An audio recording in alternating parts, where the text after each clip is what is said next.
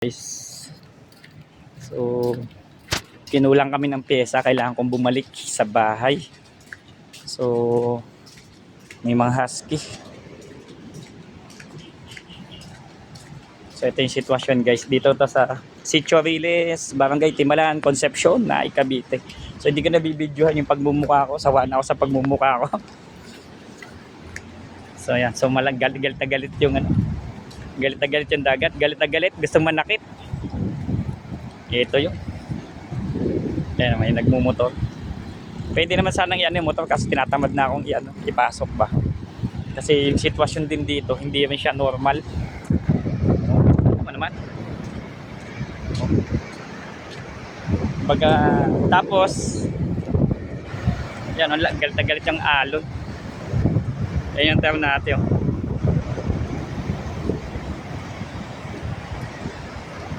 Yan, may maliit na ano pa dito.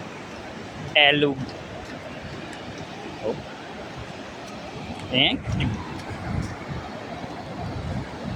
Okay.